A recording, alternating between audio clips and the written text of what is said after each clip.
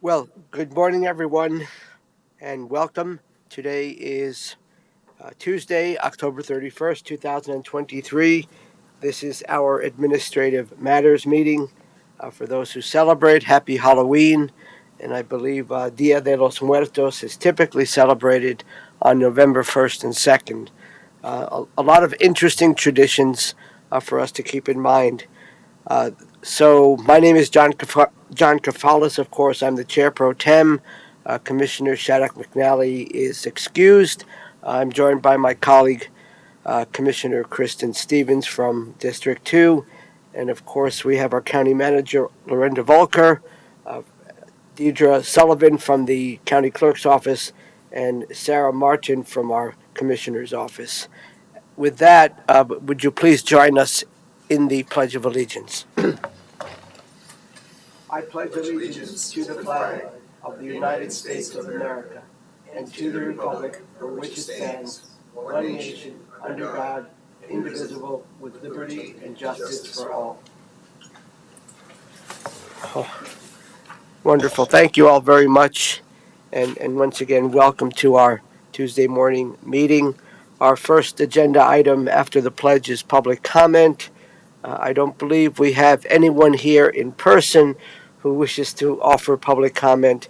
And we do have one person via telephone or online, Mr. Larry Sarner. Larry, good morning.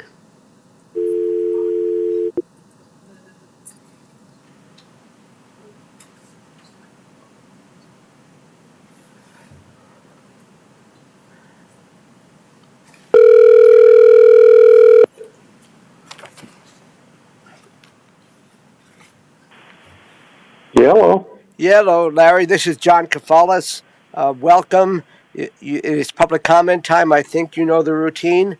Would you please identify yourself for the record and begin with your public comments, good sir? Alrighty. Good morning, Commissioners. Larry Sarner again, 40-year resident of Loveland, presently in a witness protection program and in exile elsewhere.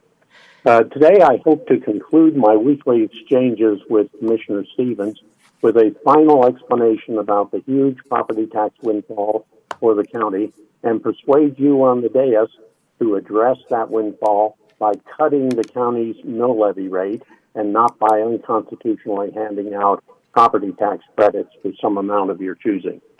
Commissioner Stevens has said, and the other two of you agreed with her, that there is no intention on your part to holding on to the windfall. But that is contradicted by your declared intention to hand out property tax credits. Such credits are just another form of spending.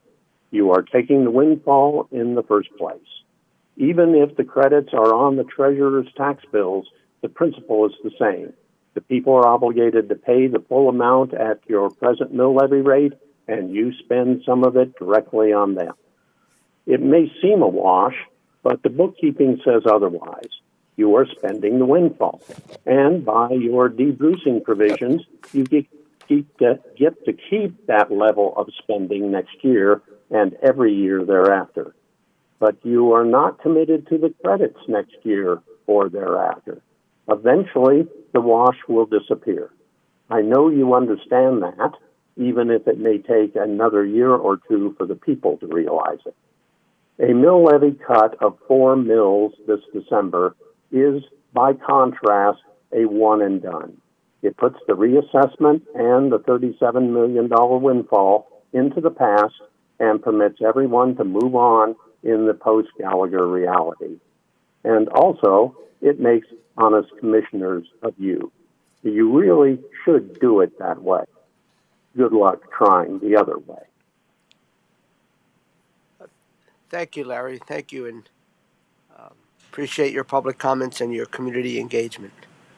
Sarah, has anyone else signed up online or via telephone to offer public comment? And there's no one in the here in the hearing room that I can tell is here for public comment. Therefore, we will close the public comment period, and I will invite Commissioner Stevens if she wishes to offer any kind of response. The one response that I will give is thank you, Mr. Sarner, and I appreciate our back and forth that we've had over the past couple months, and I appreciate your engagement. I mean, the idea of having a permanent mill levy cut is just, with the uncertainty about what's happening with property tax, I think is just not a move that we're willing to take at this point, not knowing what ballot language looks like in future years, what the legislature is going to do. They've tinkered with property tax over the past 3 or 4 years. And with that uncertainty and the uncertainty of, what we're going to have to deal with in our future, whether it's emergency situations or some kind of mandates from the state, it just doesn't make sense for us to cut something when we really don't know what kind of environment we're looking into the future. So I appreciate the suggestion. I think we will likely do property tax credits if HH does not pass. If HH doesn't pass, then there will be automatic property tax relief for our residents. So that's why we aren't considering a permanent mill levy cut. And that's about all I have to say. Thank you. Thank you, Commissioner. I don't have anything to add at this time, so we'll move on in our agenda. The next item of business is approval of the minutes. Thanks to the Clerk and Recorder's Office for diligently and preparing the minutes for us to review. Commissioner Stevens, do you have any comments on the minutes? I do not. Nor do I. Therefore, I would welcome a motion to approve the minutes. Yes, Mr. Chair, I move to approve the minutes for the week of October 23rd, 2023. Thank you. That is a proper motion. Any further discussion? All those in favor? Aye. Aye. That passes 2-0. We're certainly on a bit of a roll. One of our favorite items, upcoming schedule review by our esteemed Sarah Martin from the Commissioner's Office. This is the Commissioner's schedule for November 6th through the 11th, 2023. On Monday, November 6th, from 11 a.m. to 12 p.m., there will be a liquor license hearing for the KOA Colorado Beverage Company, LLC, in the Commissioner's Conference Room on the second floor. From 1:30 p.m. to 2:30 p.m., there will be a work session with Leslie Ellis, the Director of Community Planning, Infrastructure, and Resources, in the Commissioner's Conference Room on the second floor. From 3 p.m. to 6 p.m., there will be land use items with the Development Review Team in the hearing room on the first floor. From 6 p.m. to 10 p.m., there will be a budget hearing and proposed landfill in Estes Park at Red Feather Lakes and Wellington Transfer Station fee rate increase in the hearing room on the first floor. On Tuesday, November 7th, from 9 a.m. to 12 p.m., there will be an Administrative Matters meeting in the hearing room on the first floor. From 1:30 p.m. to 3 p.m., there will be an executive session pursuant to CRS 24-6-402-4F for a personnel matter regarding the annual evaluation for the county attorney in the Commissioner's Conference Room on the second floor. From 5:30 p.m. to 8:30 p.m., Commissioner Kafalis will attend the Parks Advisory Board meeting in the Mountain Lion Conference Room at 4200 West County Road 38E in Fort Collins. On Wednesday, November 8th, from 8 a.m. to 9:30 a.m., Commissioner Kafalis will attend the Workforce Development Board meeting at 4380 Ziegler Road in Fort Collins. From 12 p.m. to 1 p.m., Commissioner Shattuck McNally will participate in the virtual National Association of Counties Environment, Energy, and Land Use meeting. From 12:30 p.m. to 3 p.m., Commissioner Kafalis will attend the Agricultural Advisory Board meeting. It's a hybrid meeting. In person, it'll be in the hearing room on the first floor or virtually via Zoom. From 6 p.m. to 9 p.m., there will be the Commissioner/Planning Commission work session in the hearing room on the first floor. On Thursday, November 9th, from 7:30 a.m. to 10 a.m., Commissioner Stevens may attend the Fort Collins Downtown Development Authority Board of Directors meeting at the Innisphere Ventures at 320 East Vine Drive, Suite 101 in Fort Collins. From 11:30 a.m. to 1 p.m., Commissioner Shattuck McNally may attend the Larimer County Interagency Oversight Group meeting at 1501 Blue Spruce Drive in Fort Collins. From 12 p.m. to 1 p.m., Commissioner Stevens may participate in the virtual National Association of Counties Transportation Committee meeting. From 1:30 p.m. to 3:30 p.m., Commissioner Shattuck McNally may participate in the virtual Office on Aging Advisory Council meeting. From 2 p.m. to 3 p.m., Commissioner Stevens may participate in the virtual Transportation Commissioner/Statewide Transportation Advisory Committee Coordination meeting. From 3 p.m. to 4 p.m., Commissioner Stevens may participate in the virtual Fort Collins Urban Renewal Authority Finance Committee meeting. On Friday, November 10th, 2023, the county offices will be closed in observance of Veterans Day. And from 8:45 a.m. to 9:15 a.m., Commissioner Shattuck McNally will participate in the Student Veterans of America at Colorado State University 2023 National Roll Call at the Laurie Student Center Plaza at 1101 Center Avenue Mall in Fort Collins. From 9:30 a.m. to 9:45 a.m., Commissioner Kafalas will participate in the Student Veterans of America at Colorado State University 2023 National Roll Call at the Laurie Student Center Plaza at 1101 Center Avenue Mall in Fort Collins. And from 9:45 a.m. to 10 a.m., Commissioner Stevens will participate in the Student Veterans of America at Colorado State University 2023 National Roll Call at the Laurie Student Center Plaza at 1101 Center Avenue Mall in Fort Collins. And on Saturday, November 11th, from 8:30 a.m. to 10 a.m., Commissioner Kafalas will host a community conversation for the LaPorte community. The guests will be Mark Peterson, Larimer County Engineering Director, and Leslie Ellis, Director of Community Planning, Infrastructure, and Resources, who will give updates regarding pedestrian and traffic issues, safety improvement, and projected rerouting of Highway 287. And this will be held at Mio Mai Pai at 3310 West County Road 54G in LaPorte. Thank you very much, Sarah. Commissioner, do you have any feedback? No, that all looks right to me. Thank you. Okay. It seems that the only thing I would ask you to follow up on, Sarah, is my calendar shows a tour of the Oak 140 housing development on Remington for Thursday, November 9th, I believe from 11 a.m. to 12. If you could confirm that is with Melissa, and if it is correct, then we should add that to the calendar. I'll check with Melissa. Thank you. Great. Thanks a lot. We'll move on.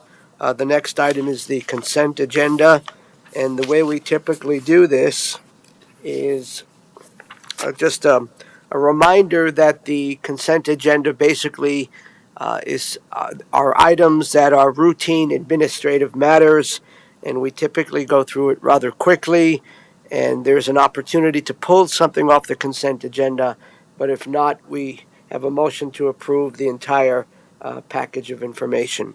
So with that in mind, I will summarize the consent agenda.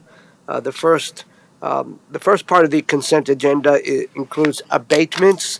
There are 10 abatements, and by my read, it looks like 8 of the 10 abatements, the assessor's value has been upheld. In one of the abatements, the property value was lowered, adjusted. And then finally, the 10th petition for abatement or refund of taxes, there was a mutual agreement between the assessor's office, and the petitioner. So 10 petitions for abatement. The next items are agreements. The first is an agreement regarding operation and maintenance of the Box Elder Creek watershed dams. And this is something we've discussed at length and essentially have developed an intergovernmental agreement with the various impacted towns and municipalities, particularly the town of Wellington, and of course the North Poudre Irrigation Company, which will has a big responsibility here.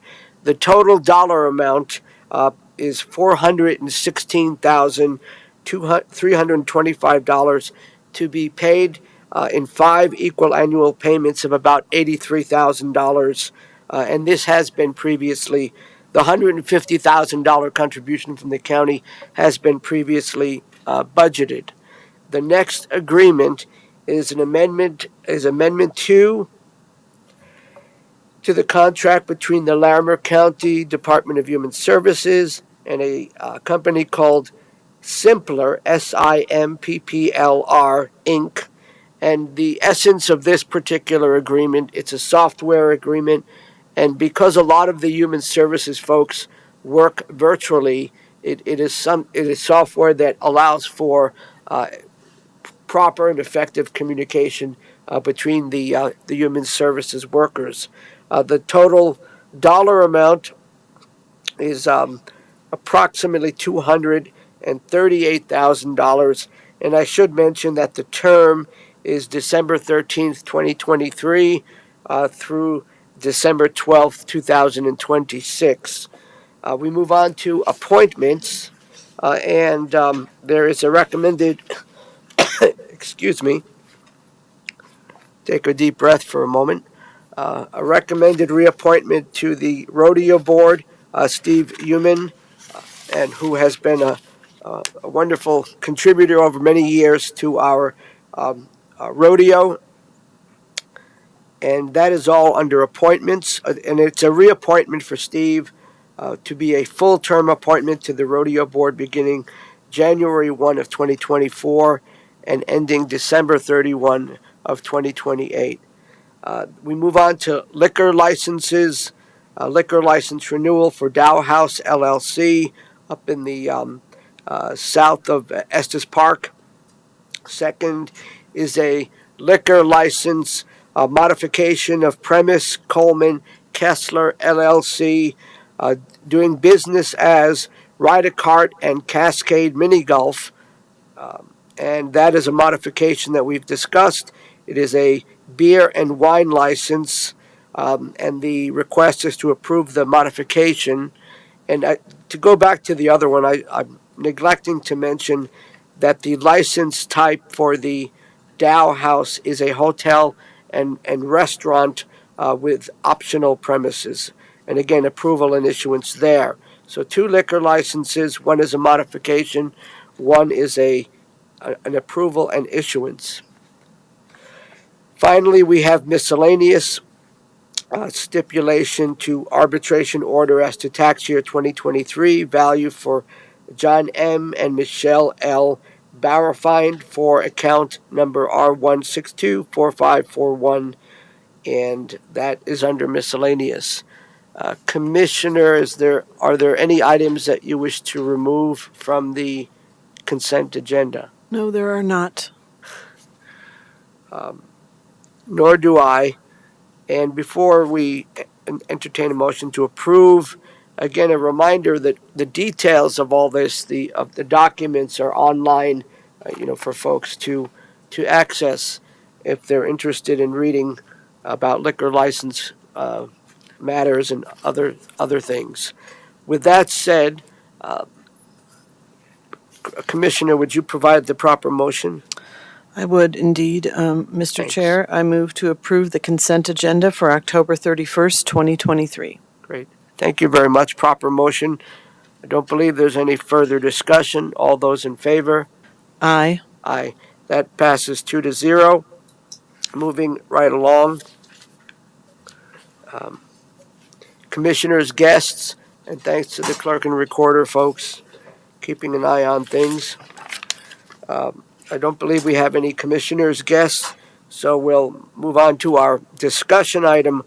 This is regarding a proclamation supporting Operation Greenlight for Veterans the week of November 6th to the 12th, and I'm hoping that our facilities director will notice my sartorial splendor and my color, whatever it's called. Good morning, sir. Good morning, Commissioners. Ken Cooper, part of the facilities team here at Larimer County. I'm here today with Matt Townsend, who heads up our operations and maintenance side, and Wayne Hadenfeld, who is our staff electrician. And you'll recall a year ago that the county was able to be able to support this effort across the country. I'll just read this quickly. The National Association of Counties and the National Association of County Veteran Service Officers invite counties to participate in Operation Greenlight. By illuminating buildings with green lights from November 6 to 12, counties can show appreciation and support for veterans and their families. And we were really excited to be able to do that a year ago, and look forward to doing the same this year. Wayne and Matt worked together and found a really inexpensive and really good solution for us together, and one that we could repeat year over year. So we're excited to come back this year, and we will plan to. Sarah's showing some images here. This is our building in Loveland. A couple of shots that you'll see there. You've seen these, of course, from a year ago. And then it rotates in. This is the north side of this building, 200 West Oak, and then the main entrance. So with that, I think you folks have a proclamation, but I didn't know if you had any questions or anything you'd like to share. So thank you. Thank you very much, Ken, and thank you to your team for doing the good work. Commissioner Stevens, do you have any questions or comments? And at some point, I will ask you to read the proclamation. I don't have any questions, just comments. Thank you, Ken, and thank you, Matt and Wayne, for making this happen. You know, when we brought this forward last year, you know, it was kind of like, ooh, can we do this? How expensive will this be? How feasible is it? And you made it happen, and the buildings just look beautiful like that. So I really appreciate it. I know veterans appreciate being acknowledged in this way, and it's just a small way that we can, you know, give a token of our appreciation for the work that they've done for our country. And so I love that we're able to do this, and I think that it's and I just really kudos to all of you for making it happen, because it's one thing for us to say, this sounds like a good idea. It's another thing to put it into play. So appreciate your work on this, and really looking forward to see the buildings lit up again. Thanks, Commissioner. And I, of course, echo the comments made and express our gratitude for this recognition. I think it's really important. Goes without saying. I'm thinking that we'll read the proclamation now, and then once we're done reading the proclamation, well, we'll have the motion to approve, and then I think it would be appropriate to, it's a bit of a stretch for me to take a photograph, including our good friends if they're comfortable with being in the picture, and I think this would help us to perhaps do a social media post and get the word out and encourage the community to put green lights up in their homes and in their businesses. So, Commissioner, would you be kind enough to read the proclamation, please? Yes, I would, Mr. Chair. This is a proclamation supporting Operation Greenlight for Veterans, November 6th through 12th, 2023. Whereas the residents of Larimer County, Colorado, have great respect for the veterans who have selflessly served our country in the armed forces, and whereas our community has a continuing sense of gratitude to those who have given so much in the defense of freedoms which we all enjoy, and seeks to honor these individuals who have placed themselves in harm's way for the good of all. And whereas veterans continue to serve our community in the American Legion, Veterans of Foreign Wars, volunteer organizations, religious groups, local governments, and in many other ways. And whereas approximately 200,000 service members transition to civilian communities annually, and whereas studies indicate that between 44% and 72% of service members experience high levels of stress during transition from military to civilian life, and are at high risk for suicide during their first year after military service. And whereas Larimer County is honored to support our Veterans Service Office staff who provide assistance to veterans and their family members in our community. And whereas Larimer County appreciates the sacrifices of our United States military personnel and believes specific recognition should be given to them in appreciation of their service and to demonstrate the honor and support they have earned.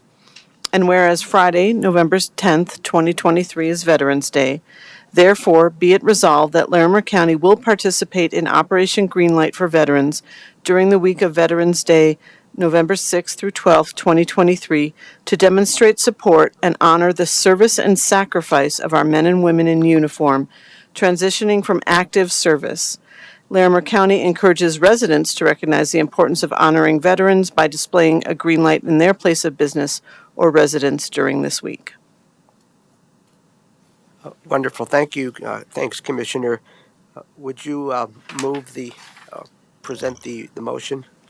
Yes, Mr. Chair, I move to approve the proclamation supporting Operation Greenlight for Veterans, November 6th through 12th, 2023.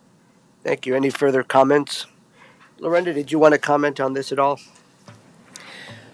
I think Commissioner Stevens said it best. Sometimes an idea comes forward and we ask folks to carry it out, and you all have done that. The building looked beautiful last year. It will look beautiful again. I know you all were practicing with the lights. I hope that the community sees these green lights and understands what they mean to veterans, and thanks veterans who they know in various ways as they conduct themselves during the week. Thank you. Thank you very much. At this time, we'll call the motion. All in favor? Aye. Aye. That passes 2-0. We'll pause for 5 minutes or less to take a photo. And oh, Sarah has the camera. Very good.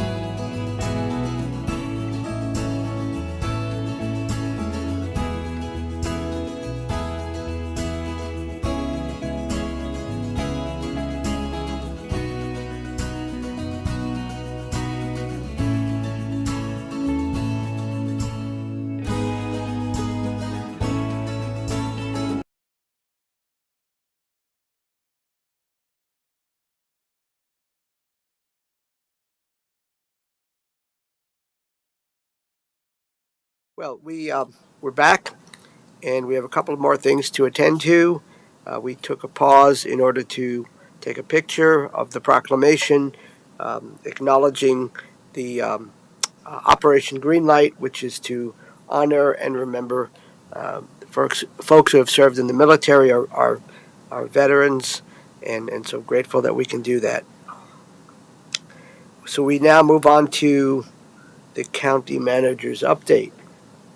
Lorenda, you're on. Thank you. So I will keep it pretty brief, but we had an exciting meeting last week with the folks from FEMA who do the annual training at the FEMA Training Center. And so our Office of Emergency Management, along with our partner emergency managers in our other municipalities, applied jointly to attend one of the 12 training sessions where they simulate an emergency and we work together as a community to resolve the issues. And we were selected and will be going in 2024 as a region. So this is not just a county thing. 75 participants from across the region come together and develop an exercise and practice that exercise.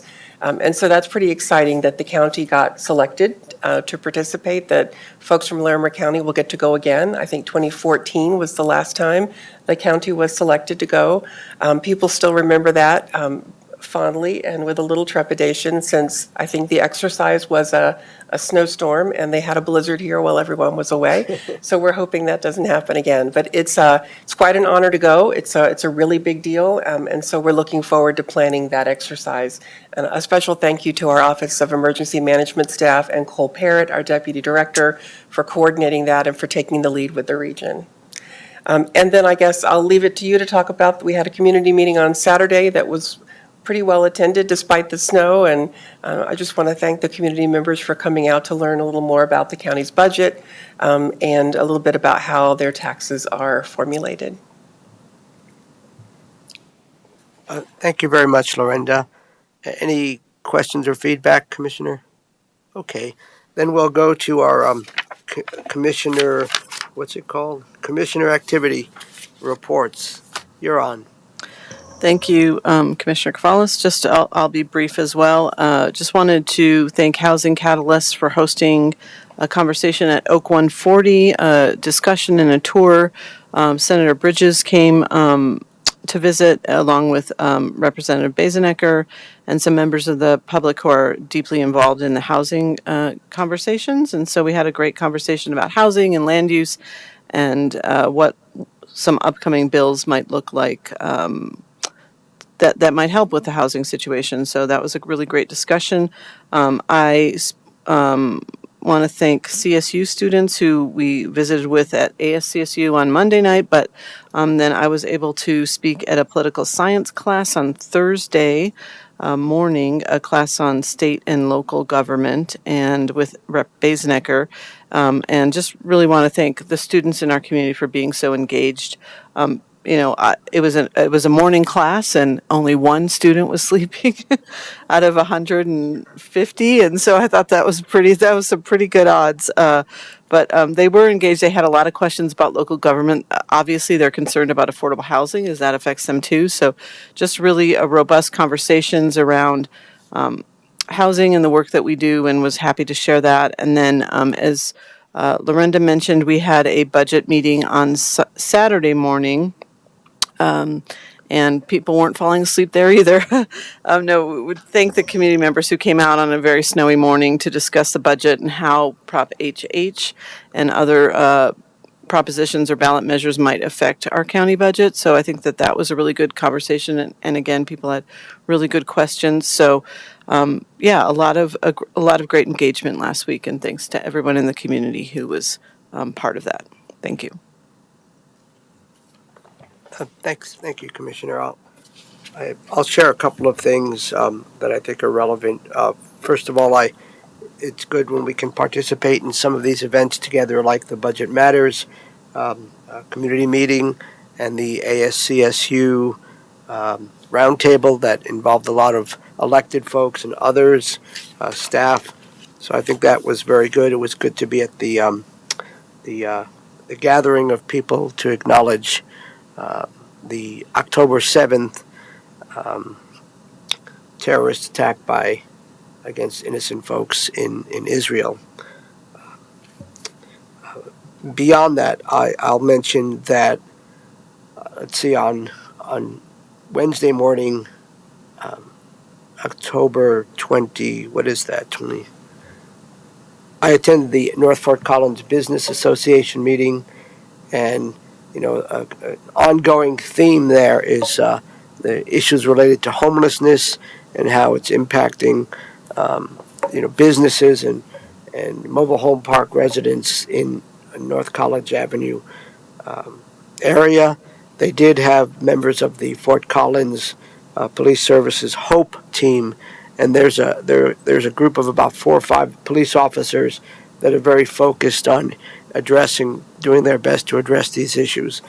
But like most of the things we deal with around here, there are no simple solutions. Give me a moment.